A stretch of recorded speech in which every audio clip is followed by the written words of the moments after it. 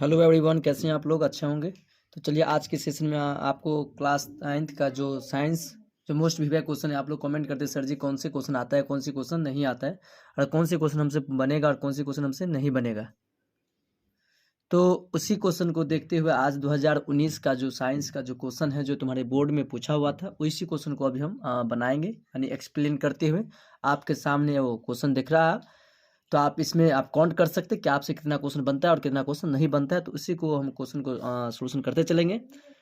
तो चलिए बढ़ते हैं आज की पहली क्वेश्चन की दुनिया में। पहला क्वेश्चन है, आप देख रहे हैं क्या लिखा है, निम्न में से किस दर्पण की फोकस दूरी धनात्मक होती है? धनात्मक होती है। ऑप्शन ए में है समतल दर्पण, ऑप्शन बी में है उत्तल दर्पण, ऑप्शन सी में है अवतल दर्पण, एंड में लिखा है सभी। को सबसे पहले बनाने से पहले आपको क्वेश्चन के बारे में सोचना होगा, और क्वेश्चन क्या पूछ रहा है, हमको क्वेश्चन क्या देना है, हमसे क्या पूछ रहा है, तो उसके बारे में पढ़ना है, आपको आंसर देना, पढ़ना है और आंसर देना, पढ़ना और आंसर बनना। ये नहीं कि मान लीजिए आपको सपोज डैट जो क्वेश्चन नहीं याद होता हो, तो जो नहीं याद है उस क्वेश्चन को याद करना, जो क्वेश्चन याद है उसको नहीं याद करना। वो तो याद है ही।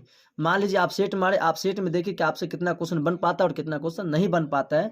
जो बन गया तो बेस्ट, नहीं मिला तो उसको कॉपी में डाउन करना है, लिखना है, नोट डाउन करना है, और उस क्वेश्चन को, वही क्वेश्चन को पढ़ना है जो तुमसे नहीं याद आता है। जो याद है तो याद है, जो याद नहीं है उसको याद करना है, फिर देखना तुम्हारा कितना, यानी साइंस के 80 नंबर में आप 80 में 80 ठोक सकते हो, क्योंकि 40 नंबर आपका प्रैक्टिकल होती है, 20 नंबर प्रैक्टिकल, जिसमें 80 नंबर का एग्जाम होगा, जिसमें 40 को ऑब्जेक्टिव पूछेगा, 40 नंबर सब्जेक्टिव पूछेगी। तो पहला क्वेश्चन आप पढ़े और इसके बारे में बना सकते हैं। आप साइड में कहीं बैठ कर आराम से पढ़िए, जहाँ पर शोरगुल हो वहाँ पर ना बैठे, क्योंकि आपको पढ़ने से ज़्यादा एंगेज माइंड उधर जाएगा और पढ़ने इधर नहीं पढ़ सकते, इसलिए। तो आप जहाँ पर माहौल शांत है, जिस एरिया में आप जहाँ पे हैं वहाँ पे थोड़ा माहौल शांत कीजिए और पढ़ाई पे फोकस कीजिए, क्योंकि आपका टाइम बहुत कम बच चुकी है। क्योंकि दिसंबर में, आज दिसंबर का डेट मालूम हो गया कितना, 19 तारीख हो गया, और 14 फरवरी से यानी आपका एग्जाम है। तो पहली क्वेश्चन है क्या है, निम्नलिखित में से किस दर्पण की फोकस दूरी धनात्मक होती है? तो ऑप्शन क्या हो जाएगा, उत्तल दर्पण की। कौन सी दर्पण की फोकस दूरी धनात्मक होती है? उत्तल दर्पण की। और माइनस बोल दे तो हो जाएगा अवतल। ऐसे भी कह सकता है कि -5D है तो कौन सा लेंस है? तो जब ये फोकस ऋणात्मक होगा तो उत्तल दर्पण होगा, या उत्तल दर्पण ना दे करके अगर उत्तल लेंस रहता तो भी उत्तल लेंस ही होता। समझ गए हम? तो माइनस का रहा है ऋणात्मक, ऋणात्मक हो गया तुम्हारा नेगेटिव चार्ज, यानी उत्तल लेंस, यानी उत्तल दर्पण। और अवतल, अगर धनात्मक आता तो हो जाता अवतल। चलिए नेक्स्ट क्वेश्चन, किसी लेंस द्वारा उत्पन्न आवर्धन का मात्रक क्या होता है? किसी लेंस द्वारा उत्पन्न आवर्धन की मात्रा SI मात्रक क्या होता है? आप समझ से लेंस का SI मात्रक कहता तो हो जाता मीटर। लेंस का SI मात्रक होता है डायप्टर हो जाता, जो डायप्टर मीटर से कन्वर्ट करके आप सेंटीमीटर इधर कन्वर्ट कर लेते हैं। तो इसमें क्या हो जाएगा, हीरा। क्या निम्न क्या नोट क्या निम्नलिखित किस लेंस द्वारा क्या हो जाता है मात्रक विहीन है? कि लेंस क्या, किसी लेंस द्वारा उत्पन्न आवर्धन, आवर्धन मतलब V/M बराबर -V/U होता है। तो किसी लेंस द्वारा उत्पन्न आवर्धन का ऐसा मात्रक क्या होता है? तो मात्रक हीन होता है। अगर लेंस का एक बात कहता तो लेंस का ऐसा मात्रक होता है डायप्टर। क्या होता है?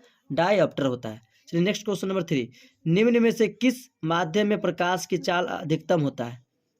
हवा में, जल में, शीशा में, या हीरा में? निम्नलिखित में किस माध्यम में प्रकाश की चाल अधिक होती है? प्रकाश की चाल किधर हो जाती है तुम्हारा? हवा में। किस में हो जाएगा? निम्न में से किस माध्यम में प्रकाश की चाल सबसे अधिक होती है? तो हवा में होती है। हवा मतलब एयर, एयर मतलब वायुमंडल में जो उसमें होती है, उसमें हवा में इसका अधिक होती है। नेक्स्ट क्वेश्चन, क्वेश्चन नंबर 4, नेत्र में प्रवेश करने वाली प्रकाश किरणों का अधिकांश आवर्धन कहाँ होता है? नेत्र में प्रवेश करने वाली प्रकाश किरणों का अधिकांश आवर्धन या अपवर्तन, नोट आवर्धन, अपवर्तन कहाँ होता है? तो आंसर लिखा है आपका, ऑप्शन बताइए, ए कि बी कि सी कि D. A for apple, B for ball, C for cat, D for dog. तो क्या होने वाला है? B फॉर बॉल, यानी अभिनेत्र लेंस में होता है। कहाँ होता है? अभिनेत्र लेंस पर होता है। नेक्स्ट क्वेश्चन, क्वेश्चन नंबर 5, किस अंतरिक्ष यात्री को वेरी वेरी इंपोर्टेंट आकाश कैसे प्रतीत होता है? तो काला दिखाई देता है। किसी अंतरिक्ष यात्री को आकाश कैसा प्रतीत होता है? तो काला। कैसा प्रतीत होता है? काला होता है। वायुमंडल में प्रकाश का कौन सा रंग अधिक प्रकीर्णन होता है? यानी प्रकीर्णन होता है मतलब जल्दी कौन सा रंग विलुप्त हो जाता है? तो कौन सा रंग प्रकीर्णन होता है? तो आंसर हो जाएगा आपका बी, यानी नीला का। नीला रंग का जो प्रकाश का जो प्रकीर्णन है सबसे जल्दी विलुप्त हो जाती है, मतलब खत्म हो जाती है। अब यहीं पे बात आ रहा है कि सबसे ज्यादा किस रंग का तरंगदैर्घ्य होती है? तो सबसे अधिक तरंगदैर्घ्य होता है लाल का। सबसे कम होता है बैगनी का। इसका शॉर्ट फॉर्म बोलता तो बैजनी आह पिनाला, आप याद लिख लीजिए, बैजनी आह पिनाला होता है। तो इसमें आप समझ सकते हैं। चलिए नेक्स्ट क्वेश्चन नंबर 7।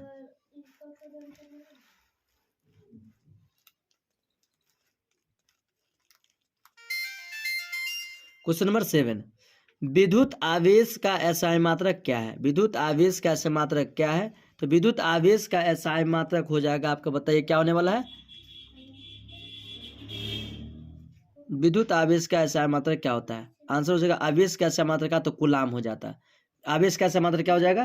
कूलाम। अब प्रतिरोध का एसआई मात्रक का तत्व हो जाता है ओम। विभवांतर का एसआई मात्रक का तत्व हो जाता है वोल्ट। अब विद्युत धारा का तत्व हो जाता है एम्पियर।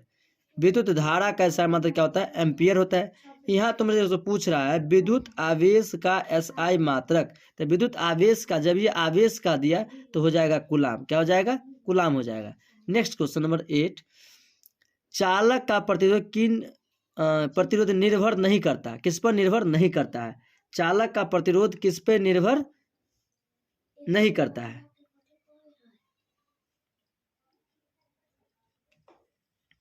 तो किस पे, तो क्या किस पर निर्भर नहीं करता? चालक में प्रवृत्ति हेतु विद्युत धारा पर निर्भर नहीं करते। चालक की लंबाई पर करती है, चालक के तापमान पर भी करता है, चालक के अनुप्रस्थ काट के क्षेत्रफल पर भी करता है, लेकिन चालक में प्रवाहित विद्युत धारा पर नहीं करता है। क्वेश्चन नंबर 9, निम्न में से कौन सा संबंध सत्य है? यानी इसका जो फॉर्मूला आप याद किए होंगे, V बराबर IR, ओम का नियम पढ़े होंगे या आपको पढ़ाए होंगे। तो इसका क्या होता है? V बराबर IR होता है। तो निम्न में कौन सा संबंध सत्य है? तो V बराबर IR जो होगा तो V बराबर, ये ऑप्शन नंबर सी हो गया, ऑप्शन नंबर सी। निम्न ये किसका फॉर्मूला है? ये ओम का नियम का फॉर्मूला है। किसका फॉर्मूला है? ओम का नियम का फॉर्मूला है V बराबर IR। नेक्स्ट नंबर क्वेश्चन, अति भारण के समय विद्युत परिपथ में विद्युत धारा का मान क्या होता है? बहुत कम हो जाता है, या परिवर्तित नहीं होता, या बहुत अधिक बढ़ जाता है, इनमें कोई नहीं। तो आंसर हो जाएगा आपका, बताइए क्या होने वाला है? बहुत अधिक बढ़ जाता है। क्या होता है? बहुत अधिक बढ़ जाता है। अति भारण के समय विद्युत परिपथ की धारा का मान बहुत अधिक बढ़ जाता है। नेक्स्ट क्वेश्चन नंबर 11, विभक्त वलय का उपयोग किस उपकरण में किया जाता है? विभक्त वलय का उपयोग किस उपकरण में किया जाता है? तो क्वेश्चन नंबर 11, तो विद्युत मोटर में, विद्युत जनित्र में, आमीटर में, गैल्वेनोमीटर में। तो विद्युत मोटर में किया जाता है। किसमें किया जाता है? विद्युत मोटर में किया जाता है। क्वेश्चन नंबर 12, कौन सा परंपरागत ऊर्जा का स्रोत है? कौन सा परंपरागत ऊर्जा का स्रोत है? जैव मात्रा या बायोमास, या नाभिकीय ऊर्जा स्रोत, या भूतापीय ऊर्जा, या इनमें से कोई नहीं। आंसर बताइए क्या होने वाला है? आंसर हो जाएगा जैव मात्रा यानी बायोमास। क्या होने वाला है? जैव मात्रा यानी बायोमास होगा। नेक्स्ट क्वेश्चन,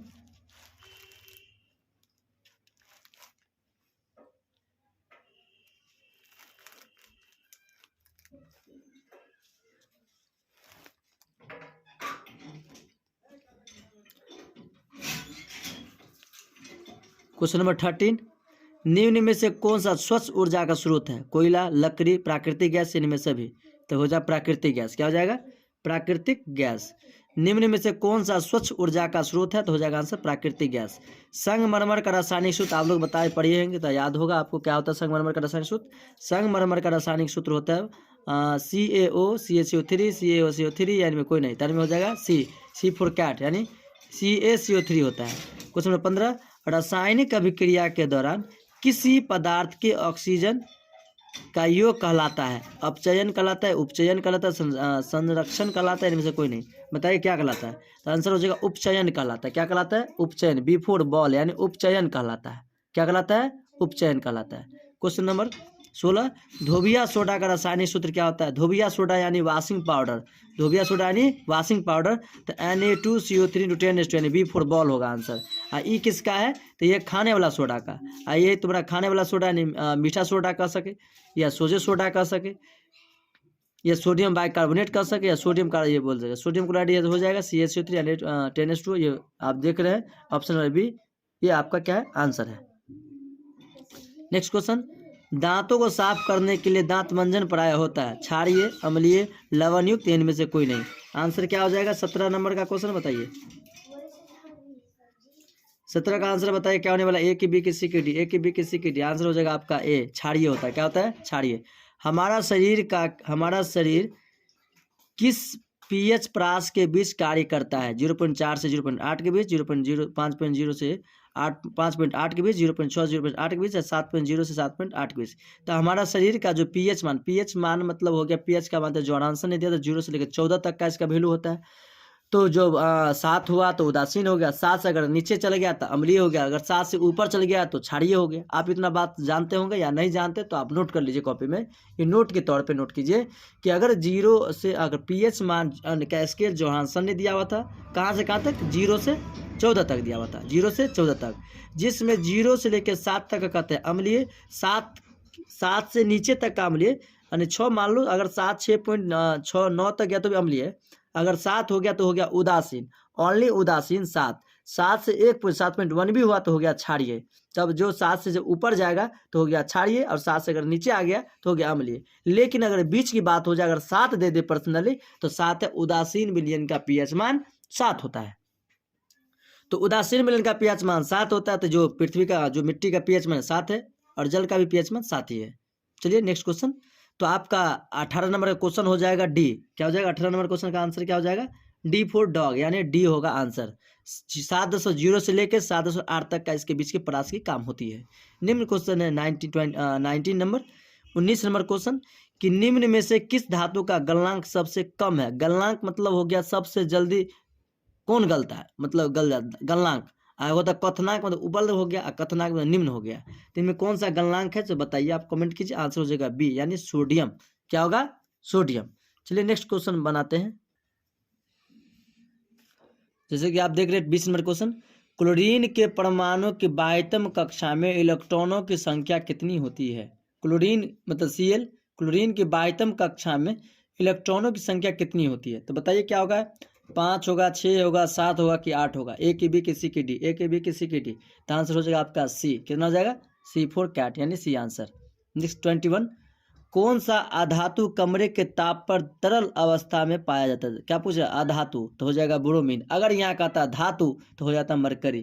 क्या कह रहा है यहाँ कि कौन सा अधातु, अधातु VVI पूरा तो क्वेश्चन VVI है, कौन सा अधातु कमरे के ताप पर द्रव अवस्था में यानी तरल अवस्था में पाई जाती है? तो हो जाएगा आंसर ब्रोमीन। क्या हो जाएगा?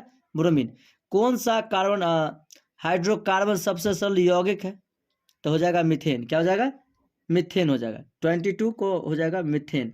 23 पढ़िए, ऑक्सीजन के 2 परमाणु के बीच कितने अबंध होते हैं? 1 अबंध, 2 अबंध, 3 अबंध, इनमें से कोई नहीं। क्या होगा आंसर बताइए? हो जाएगा द्विबंध। क्या हो जाएगा? द्विबंध। एल्केन, यहाँ पर 3 को फॉर्मूला बच्चे फंस जाता है। Alkane, alkene, alkyne. Alkane, alkene, alkyne. Alkane होता है, फिर एल्कीन होता है, फिर एल्काइन होता है। तो एल्केन का तो CnH2n+2, अगर एल्कीन का था CnH2n होता है, हाँ एल्काइन कहता तो हो जाए CnH2n-2। Alkane, alkene, alkyne. तो क्या पूछ रहा हमको? पहले एल्केन कह रहा है तो CnH2n+2 होता है, CnH2n+2, CnH2n+2। अगर एल्कीन कहता तो कुछ नहीं होता, CnH2n। हाँ एल्काइन कहता तो हो जाता CnH2n-2। ओके, अब आप लोग समझते होंगे। आशा करते कि आप लोग का अच्छा लगता हो वीडियो, और अच्छे लगे तो वीडियो को शेयर जरूर कीजिएगा। चलिए क्वेश्चन नंबर 25, निम्न में से कौन सा अधातु है? जिंक, कैल्शियम, यूरेनियम या कार्बन? तो हो जाएगा आंसर कार्बन। क्या हो जाएगा? कार्बन हो जाएगा।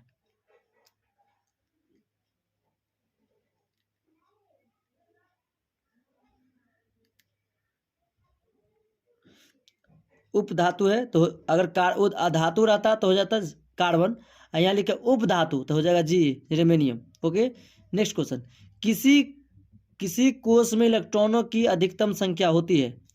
n² 2n², 3n² और 4n²। तो आंसर होता है 2n²। क्या होता है? 2n²। क्या होता है? 2n² होता है।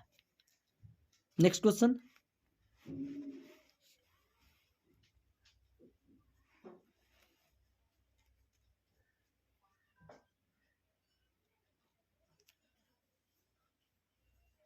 क्वेश्चन नंबर 27, ओजोन परत किस हानिकारक विकिरणों से पृथ्वी को सुरक्षा करता है? अवरक्त किरणें, तापीय विकिरण या परावैंगनिक किरण या इनमें से सभी? आंसर क्या होगा बताइए?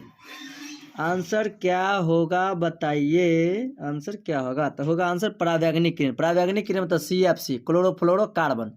ओजोन परत का फार्मूला तो O3, उसने अल्ट्रावायलेट किरण को पृथ्वी पर आने से रोकती है।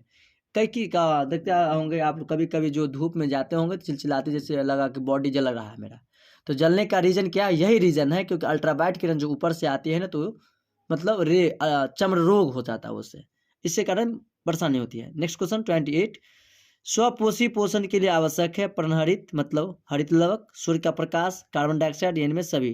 तो आंसर क्या होगा? आप लोग पढ़े होंगे, तो इनमें होगा सभी। क्या होगा? सभी होगा।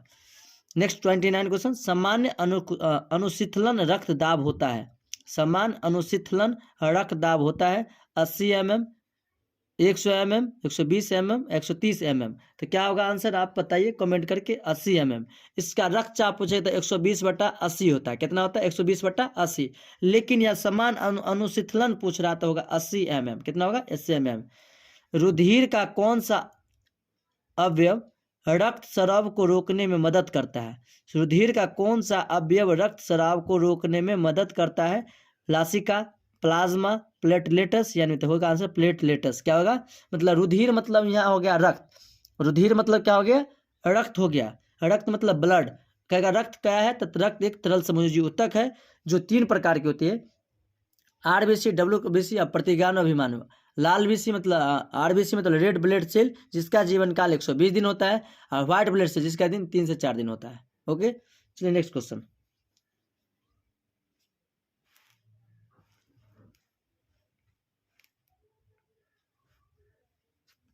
नेक्स्ट क्वेश्चन 31, निम्नलिखित में कौन सा एक उभयलिंगी जंतु है? केचुआ, कुत्ता, बिल्ली या बकरी? आंसर क्या होगा? केचुआ। उभयलिंगी, उभयलिंगी किसे कहेंगे? जिसमें दोनों लिंग पाया जाता हो, उसे हम कहते हैं उभयलिंगी। 31 का ए। निम्न में से कौन एकलिंगी पुष्प है? एकलिंगी जिसमें एक ही लिंग पाया जाता हो, द्विलिंगी जिसमें 2 लिंग पाया जाता हो, बहुलिंगी जिसमें बहुत सारा लिंग पाया जाता हो। तो ऐसे निम्न में से कौन सा एक निम्न में से कौन सा एकलिंगी पुष्प है? कौन सा एकलिंगी पुष्प है? गरहुल पुष्प, या सरसों का पुष्प, या पपीता का पुष्प, या गुलाब का पुष्प? क्या होगा बताइए? आंसर हो जाएगा आपका पपीता का पुष्प। क्या होगा? पपीता का पुष्प। नेक्स्ट, निम्न में से कौन सा जीवाणु जनित रोग नहीं है? जीवाणु जनित रोग नहीं है, गोनोरिया, सिल्फिस या मत्सा, या इनमें से सभी? आंसर बताइए कौन होने वाला है? तो आंसर हो जाएगा मत्सा, मत्सा, ये रोग हो जाएगा। निम्न में से कौन पादप हार्मोन है? इंसुलिन, थायरोक्सिन हार्मोन, एस्ट्रोजन या साइटोकाइनिन? तो होगा साइटोकाइनिन। अब होता है पादप हार्मोन की बात, तो पादप हार्मोन कितने हैं? पादप हार्मोन 5 हैं, ऑक्सीजन, जबरेलिन, साइटोकाइनिन, एब्सिसिक एसिड और एथिलीन। सबका छोटा छोटे में 2 को बहुत महत्वपूर्ण योगदान पूछता है कि फल पकाने में कौन सा हार्मोन का प्रयोग होता है? तो एथिलीन का। अब पेड़ से पत्ता को बिगलन में कौन सा हार्मोन का काम आता है? तो इसमें यूज करते हैं हम एब्सिसिक एसिड का। यूज क्या करते हैं इसमें? होता ही है उसमें कि पेड़ देखता होगा कभी कभी पूरे पेड़ के पत्ते गिर गई, तो क्या होगा? विगलन होता है। विगलन मतलब अलग होना, विगलन मतलब अलग होना, और जब अलग हुआ तो एब्सिसिक एसिड का प्रयोग मतलब होता है। और पेड़ को हरे भरे रखने के लिए इसका यूज करते हैं, ऑक्सीजन का काम करते हैं उसमें। चलिए नेक्स्ट क्वेश्चन नंबर 35, मेरुरज्जा निकलता है मस्तिष्क से, अनुमस्तिष्क से, प्रांस से या मेंडुला से? तो किससे निकलता है? 35 का आपको आप जानते होंगे क्या होने वाला है? तो हो जाए D for डॉग, यानी मेंडुला से निकलता है। किससे निकलता है? मेंडुला से निकलता है। नेक्स्ट, पादपों में पाया जाने वाला वृद्धि हार्मोन निम्न में से कौन सा है? जिबरेलिन, एंड्रेलिन या इंसुलिन या थायरोक्सिन? तो वृद्धि हार्मोन पूछ रहा है। क्या पूछ रहा है हमको? वृद्धि हार्मोन पूछ रहा, तो होगा तुम्हारा जिबरेलिन। क्या होगा? जिबरेलिन होता है। हम बताए थे पादप हार्मोन कितने हैं, और पूछता तुमको 2 नंबर में कि पादप हार्मोन कहते किसे हैं। सिंपल सी बात। तो पादप हार्मोन क्या? पेड़ों के उत्तेजित जो रसायनिक का प्रयोग करते हैं उसमें पादप हार्मोन कर सकते हैं। पादप हार्मोन कितने? 5 है। फिर से सुन लो, oxygen, gibberellin, cytokinin, abscisic acid और एथिलीन होता है। चलिए नेक्स्ट क्वेश्चन 37, निम्न में से कौन सा बौने पौधे को दर्शाता है? बौने पौधा को, बोना मतलब छोटा पौधा को, डबल टी। देखते हैं कैपिटल टी, ये तो समझिए बड़े छोटा है, ये छोटा बड़ा है, ये दोनों छोटा है। बोने पौधा मतलब दोनों छोटा है, बोने पौधा को डबल टी दर्शाता है। निम्न में से कौन सा पर्यावरण अनुकूलन नहीं है? पैदल चलना, साइकिल का से चलना, मोटरसाइकिल से चलना, इनमें से कोई नहीं। आंसर ऑप्शन नंबर आप बता सकते हैं क्या होने वाला है आंसर। आंसर हो जाएगा आपका मोटरसाइकिल से चलना। पैदल चलना होता है, साइकिल से चला सकते हो, तुम्हारा बॉडी का ही होगा, लेकिन मोटरसाइकिल में कोई उतना नहीं होता, मोटरसाइकिल होता। आंसर आपका हो जाएगा। क्वेश्चन नंबर 39, जैव विविधता का विशिष्ट स्थल क्या है? फसल क्षेत्र, नदी क्षेत्र, तट, या समुद्र तट, या वन। तो आंसर बताइए क्या होने वाला है। तो आंसर हो जाएगा वन। वन मतलब विश्व पर्यावरण दिवस अगर से पूछ सकता है तो 5 जून को मनाया जाता है। नेक्स्ट है 40 नंबर, सुरंगम किस राज्य की जल संरक्षण व्यवस्था है? सुरंगम किस राज्य की जल संग्रहण व्यवस्था है? तो आंसर हो जाएगा हिमाचल प्रदेश है, या तमिलनाडु, या केरला, या कर्नाटका। तो हो जाएगा केरला। क्या होगा? केरला। आई होप आप लोग का क्वेश्चन समझ में आया होगा। और नोट क्वेश्चन यहाँ तो दिख नहीं रहा, फिर हम बोलते चले गए। चलिए यहाँ देख लीजिए क्वेश्चन नंबर 36 नंबर से क्वेश्चन से फिर से रिपीट कर लेते हैं। 37 नंबर देख रहा था, 36 से बता देते हैं।